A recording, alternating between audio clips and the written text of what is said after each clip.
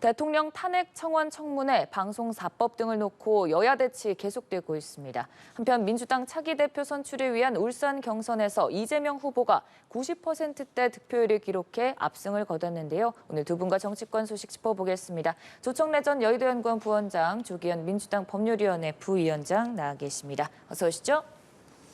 네, 민주당 전당대회 얘기부터 좀 해보겠습니다. 울산에서도 이재명 후보 압승했고요. 최고위원 경선은 조금 달라진 부분도 있었습니다. 일단 어떤 부분 좀 눈에 띄셨습니까? 아니 권리당원 지금 순회 투표 중이잖아요. 네. 그러니까 권리당원 중에 강성 지지율의 퍼센트가 역대 어느 민주당 전대보다 높고 많은 전문가들이 지적하고 있지만 당신과 민심의 괴리도 상당히 큽니다. 그리고 네. 특히 영남권에 있는 민주당 권리당원은 민주당에서 볼 때는 어려운 지역이잖아요. 그러니까 권리당원들의 당 중심을 향한 어떤 결집력이 훨씬 강합니다. 그래서 이게 일반적인 예측과 달리 영남이라 하더라도 다른 지역과 크게 다른 결과가 나오리라고 기대할 수 없거든요. 그래서 저는 그 예측된 결과다, 이렇게 예측된 대로 나왔다, 이렇게 말씀드리겠습니다. 네, 예측된 결과다라는 부분 좀 한평을 해주셨는데 일단 이재명 후보 계속해서 90%대 득표율을 기록하고 있거든요. 이건 어떤 의미라고 보십니까?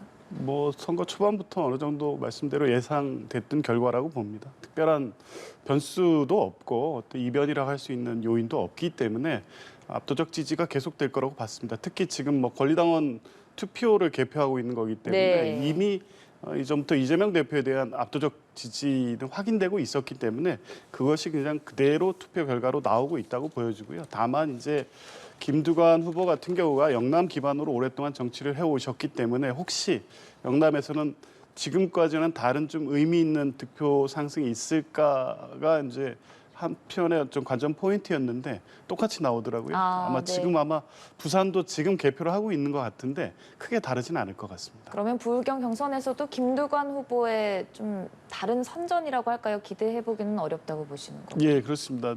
특별히 10%를 넘어서 10% 중반대까지 나온다고 하면 적어도 이제 영남을 기반으로 한 김두관 후보에게는 고무적인 상황이었을 텐데 그 기대도 좀 달성하기가 쉽지 않은 상황인 것 같습니다. 네. 그러면 변수라고 하면 할 수 있을 것 같은 최고위원 경선 결과에 대한 얘기도 좀 해보겠습니다. 김민석 후보가 20% 넘는 득표율로 1위를 차지했는데 사실 초반만 하더라도 어찌 보면 이재명 후보의 명심을 받은 후보로서 기대감이 컸지만 원외 정봉주 후보가 계속 1위를 기록했단 말이죠. 여기 부울경에서 김민석 후보가 1위를 차지했다는 건 어떤 변화가 있다고 보는지 아니면 좀 의미가 있는 건지 해석을 들어보죠. 제 개인적인 생각은 초반 결과, 그러니까 정봉주 후보가 1위로 치고 나간 결과가 다소 이례적이었다고 봅니다. 네.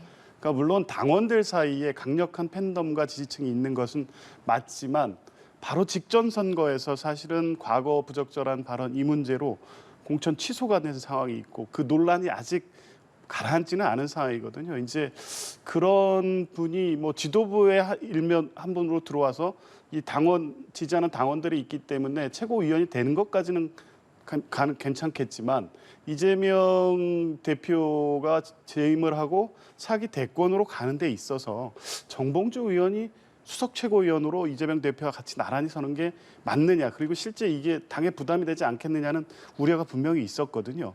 근데 이제 초반 선거에서는 그런 우려에도 불구하고 1위 득표를 했던 게 이례적이었던 거죠. 이제 지금은 부산 경선 결과도 조금 전에 발표된 걸로 봤는데 거기에서도 역시 김민석 후보가 1위를 한 것 같고 격차를 더 벌린 것 같습니다. 그러니까 추세 자체는 김민석 후보로의 어떤 결집이 더 이루어지고 있고 초반 이 정봉주 후보의 기세가 꺾이고 있는 상황이고 지금 최초 제기했던 이런 우려들이 실제 당원들 사이에서 많이 회자되고 있는 것으로 보입니다. 네. 그런 측면에서 보면 여전히 합계 득표에서는 2위를 하고 있기 때문에 최고위원으로 당선될 가능성은 여전히 높지만 지금처럼 뭐 1위 최고위원이 된다. 수석 최고위원은 수석 최고위원이 되는 것은 지금 경향상 그런 가능성은 좀 다소 낮아지고 있는 것 같습니다. 그러면 오히려 1차에서 4차 다른 지역 경선 때가 이례적으로 좀 정봉주 후보가 1위였던 것이고 앞으로는 계속 김민석 후보가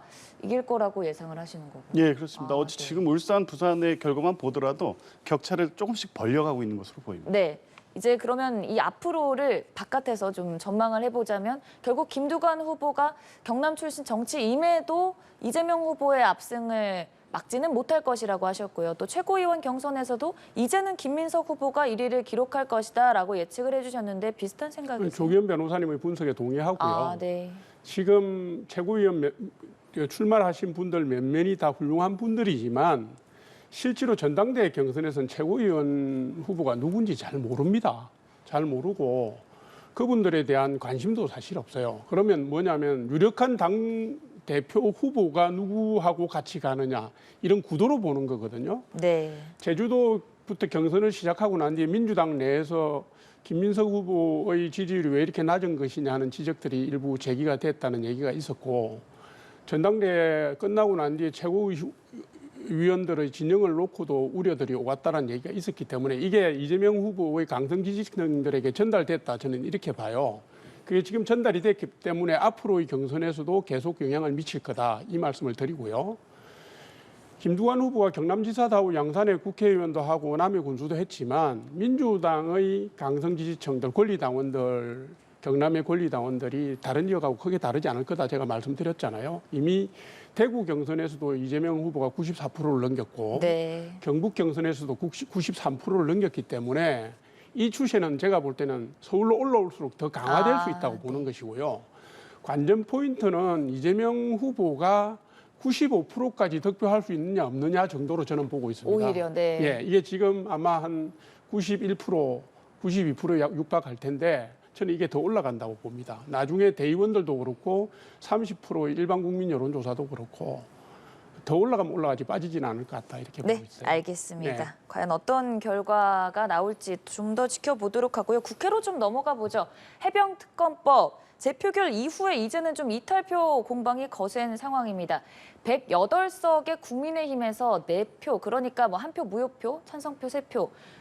뭐 안철수 의원이 공개적으로 난 찬성하겠다라고 밝힌 것을 제외하면 이 3명이 누구냐 계속해서 공방이 좀 이어지는 상황인 것 같습니다.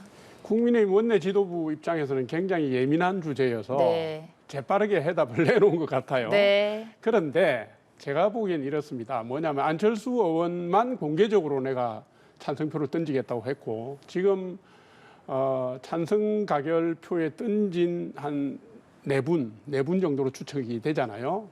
4분 중에 나머지 3분은 누군지를 모릅니다. 그 지금까지 이제 관심을 받았던 분들은 자기들은 부결을 던졌다고 하니까 누군지 모르는데 이게 그 투표하는 과정에서 무기명 투표거든요. 투표하는 과정에서 무슨 오류가 있었다 이렇게 나와요. 일단 무기명 투표인데 그 3명이 누군지를 어떻게 알았는지 알고 있는 건지 이것도 좀 궁금하고요.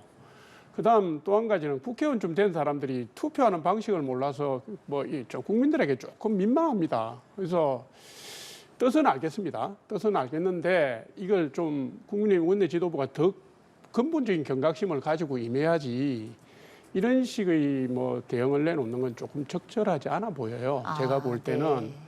민주당이 특검법을 다시 발의하겠다 그러니까 이 흐름이 어디까지 이어질지는 다음은 보면 되겠지만 제가 볼 때는 걱정하고 우려할 만한 대목이 분명히 있다. 이 점을 말씀드립니다. 네, 일단 국민의힘에서는 좀 착각 실수에 의해서 비롯된 결과다라는 입장을 내놨거든요. 너무 궁색한 변명이죠. 저는 뭐 이탈표라고 보고요. 뭐 정말 이 중요한 어떤 이 의결에 있어서 이 가부에 대한 의미조차를 제대로 이해하고 못하고 있다는 걸 스스로 고백하는 건데 누워서 침 뱉기 아닌가요? 궁색한 변명을 할 수밖에 없는 상황인 건 이해하겠지만 전혀 뭐 사리에 맞지 않다고 보고요. 이렇게 그만큼 민감하기 때문에 이탈표가 한 표라도 발생했다는 것 자체가 국민의힘의 어떤 의미인지를 좀 보여주는 한 단면이긴 한데 있는 그대로 인정하면 될 것을 굳이 이런 식의 변명을 하시는 게 좀 이렇게 개면쩍고 낯뜨겁다는 생각이 들었고요.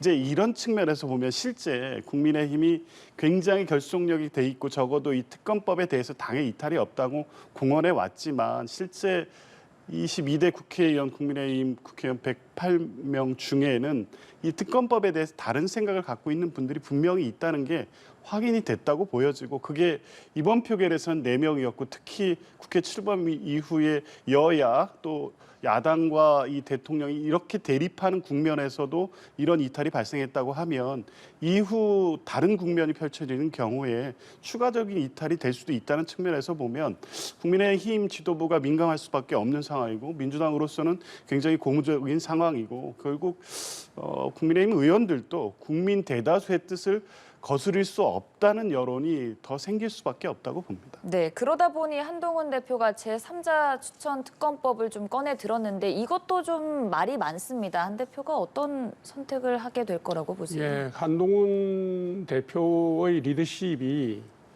이 평가를 받는 첫 번째 그렇죠. 시험대가 될 것 같아요. 지금 원내 지도부하고 전당대회 과정에서 한동훈 대표가 내놓은 메시지하고 좀 엇갈리고 있고 충돌 지점이 분명히 있습니다. 그러나 한동훈 대표가 그 민주당의 특검 법안은 받을 수가 없다는 얘기를 사유를 분명하게 네. 얘기를 했어요. 정략적 의도가 너무 분명하고 독소 조항이 있기 때문에 이 부분들을 그대로 두는 것은 민주당의 정략 의도를 인정하는 것이기 되기 때문에 절대 받을 수 없다고 얘기했잖아요.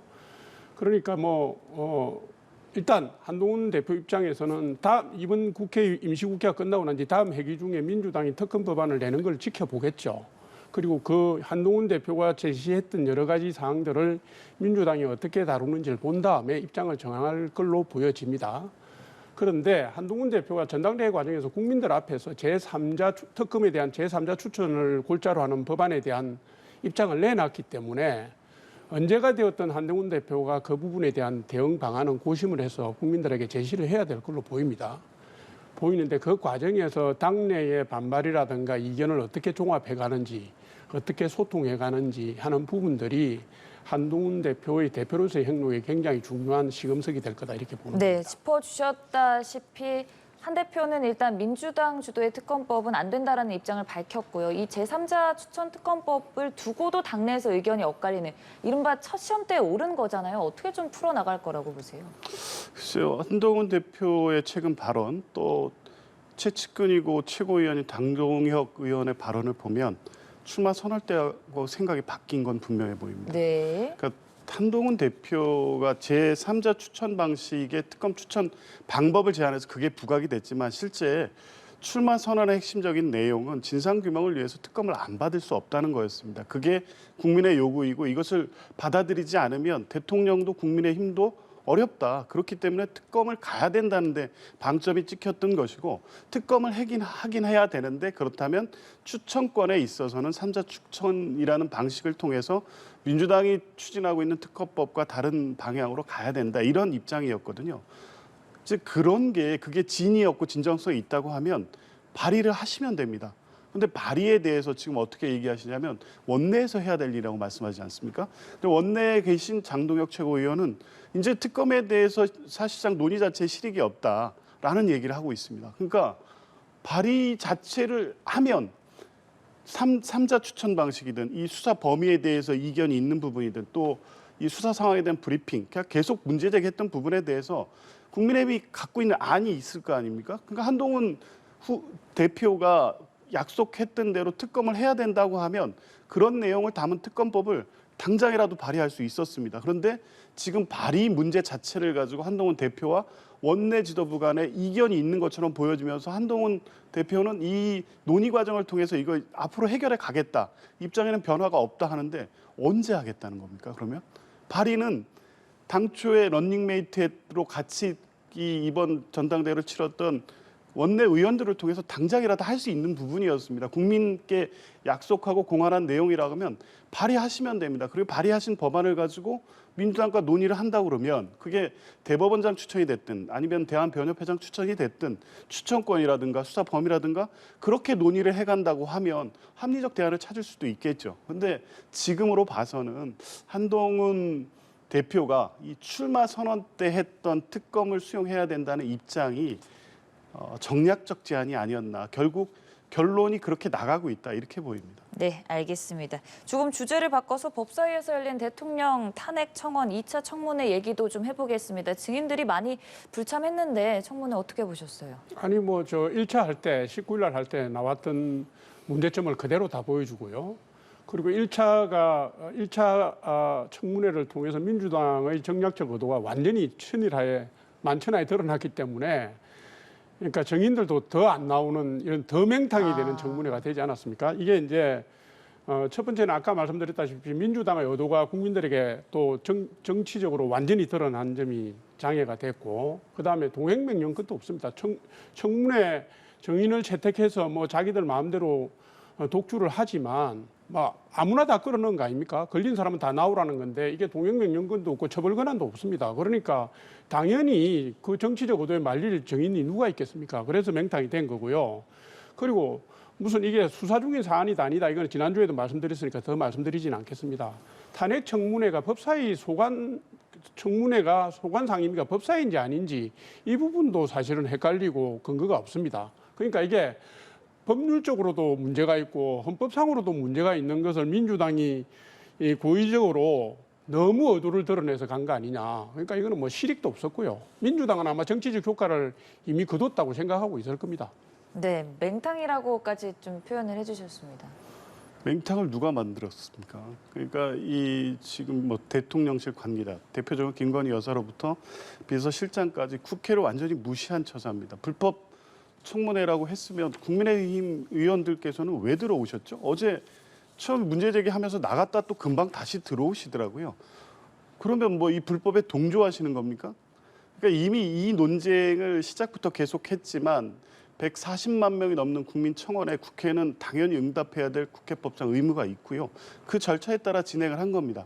처음에 시작할 때도 얘기를 했지만 문제 제기는 할 수 있지만 국회 뭐 헌법상 국민의 청원권 그리고 청원법이 있고 국회법에 정해져 있는 국민 동의 청원이란 절차가 있고 청원이 들어온 경우에 주요 사안에 대해서는 청문회를 할 수 있고 이에 따라서 이 절차가 어제까지 진행이 된 겁니다. 그럼에도 불구하고 이것은 위법적인 청문회니까 안 나오겠다. 증인들이 일방적으로 보이콧한 것이죠. 그러니까 국회를 무시한 거, 국회법 절차를 무시한 겁니다. 이 부분에 대해서는 불출석의 죄에 대한 책임을 묻겠다는 게 민주당의 기본 입장이고요.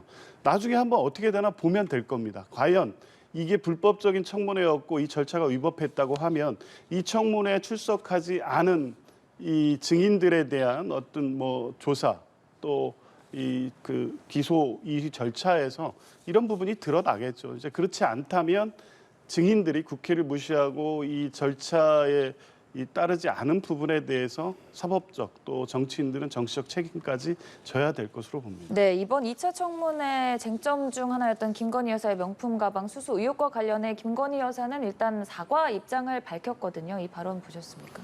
그걸 사과로 받아들일 국민들이 계실까요?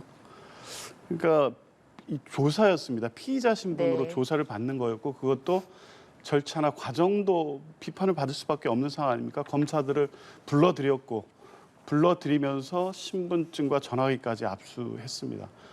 이렇게 특혜를 받으면서 조사받는 피의자 우리나라에 있습니까? 앞으로 이 수사받는 피의자들이 이런 요구를 하면 검찰에서는 어떻게 할 겁니까? 그러니까 대통령 영부인이란 특수적인 상황을 고려한다고 해도 명백한 특혜였고 이 수사의 이 절차에서 있을 수 없는 일인데 그 과정에서 사과를 했다고요. 그거를 나중에 변호인을 통해서 공개한다면 안 하지만 못한 것, 이 공개를 왜 했는지 모르겠습니다. 이 사과를 국민들이 보고 김건희 여사께서 그래도 국민들에게 죄송한 마음을 갖고 있다 이렇게 받아들이실까요? 국민을 무시하고 있다고 받아들일 수밖에 없습니다. 그리고 검찰 조사 과정에서 조사받는 피의자가 하는 사과는 자신의 잘못에 대한 인정, 그것을 통해서 조서를 통해 남김으로써 재판에서 선처를 받기 위한 사과라는 거지 이렇게 정치적 사과를 하는 자리가 아닙니다. 그럼에도 불구하고 특혜 조사를 받고 그 자리에서 사과했다는 내용을 이런 방식으로 변호를 통해서 사후에 흘리고 이 과정을 국민들이 어떻게 보실까요? 오히려 화를 자꾸 키우고 있다. 저는 그렇게 봤습니다. 네, 직접 사과해야 된다는 입장이신데 심려를 끼쳐 국민들에게 죄송하다. 김건희 여사 7개월 만에 사과 입장을 표명을 했습니다. 제가 볼 때는 변호인이 아마도 그 과정을 브리핑하는 과정에서 그 말이 네. 나온 것 같은데요. 이게 이제 불거지고 언론에 보도됨으로 해서 일단 공개된 사안이니까 제가 볼 때는 사안 자체로 보면 적절했다고 볼 수 없다. 이거는 말씀을 드리고요. 이게 이제 최 목사라는 사람이 불법적 의도를 가지고 함정을 판 데 끌려 들어간 거다. 불법 몰카, 뭐 공작 이런 거 아니겠습니까? 그렇게 본다고 하더라도 영부인으로서 도의적으로는 국민들에게 책임져야 될 측면들이 충분히 있다고 봐요. 네. 그래서 제가 볼 때는 이 대국민 사과는 사실은 조금 더 빨랐으면 좋지 않았겠는가 하는 아쉬움을 갖고 있고요. 아마도 전대 과정이나 여러 가지 논란을 통해서 보니까 김건희 여사께서도 적절한 타이밍에 적절한 대국민 사과 문제를 고민하셨던 것 같아요. 그러니까 제가 볼 때는 그 연장선상에서 도의적인 부분에 대해서는 국민들에게 사과하는 기회를 갖는 게 맞겠다. 이 점을 말씀드립니다. 네. 방송 4법 얘기도 해보겠습니다. 지금 계속 필리버스터가 이어지고 있는 거잖아요. 민주당과의 공방이 거센 상황인데 민주당은 의석수로 표결에 붙이겠다라는 입장이거든요. 끝나지 않는 싸움을 계속 하겠죠. 그런데 이게 지금 시간을 21대 국회부터 쭉 끄면서 이 의도가 다 드러났지 않습니까? 방송사법을 이렇게 무리해서 민주당이 통과시키겠다고 하는 이유는 문재인 정권 때 한 번 장악했던 방송에 대한 주도권을 절대 안 놓겠다. 그리고 비록 야당이 됐지만 법안을 개정해서라도 그 주도권을 끌고 가겠다. 민주당의 신화적인 인사의 사장직을 지켜주고 막아주겠다. 뭐 이 의도예요. 그러면 이게 거부권을 대통령이 거부권을 행사하고 다시 의안을 제출하고 부결시키고 뭐 이게 계속 반복이 된다 하더라도 민주당의 방송 장악 의도가 분명한데 이거를 모른 채 할 수 있겠습니까? 제가 볼 때는 파행을 겪더라도 이건 바로 잡아야 될 문제고요. 네. 그리고 민주당이 문재인 정권 5년 동안에 했던 걸 한번 스스로 돌아보길 바랍니다. 왜 이렇게까지 해야 되는지. 네. 결국에는 여야 모두 물러설 수 없다. 근데 또 이렇게 되면은 다시 대통령의 손에 넘어가고 다시 또 어쩌면 거부권을 행사한다면 재표결이 될 수도 있는 거고요. 그동안의 관행이 반복되는 거 아니냐는 우려도 있는 것 같습니다. 그러니까 대통령의 거부권을 이렇게 당연시하면서 이 사안을 바라봐야 된다는 게 안타깝고요. 이렇게 너무 남발하시는 것 같아서 그래서 국회의장께서도 이번 사안과 관련해서 7월 19일인가요?